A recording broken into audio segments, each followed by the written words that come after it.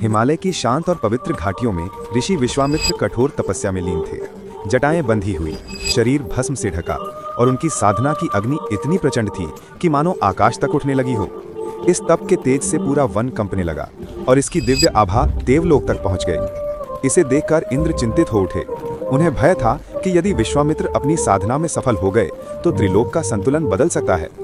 इंद्र ने स्वर्ग की सबसे रूपवती अप्सरा मेनका को बुलाया। रेशमी वस्त्र, स्वर्णिम आभा और कमल सी मुस्कान। इंद्र ने आदेश दिया, मेनका जाओ और विश्वामित्र की तपस्या भंग करो। मेनका बादलों के बीच से पृथ्वी पर उतरी। उसके कदमों के स्पर्श से फूल खिल उठे। सरोवर के किनारे खड़ी होकर उसने नृत्य आरंभ किया। नुपुर और चूड़ियों की मधुर खनक पूरे वन में गूंज उठी। ये ध्वनि विश्वामित्र की गहरी साधना को हिला गई। उन्होंने आंखें खोलीं और अप्सरा मेनका के दिव्य सौंदर्य को देखकर उनका मन विचलित हो उठा। उनका हृदय तप से हटकर आकर्षण में बंध गया। समय बीता और दोनों के साथ रहने से प्रेम पनपने लगा। कुछ समय बाद एक सुंदर कन्या का जन्म हुआ, शकुंतला। लेकिन शीघ्र ही विश्वामित्र को एहसास हुआ कि ये सब इंद्र की योजना थी।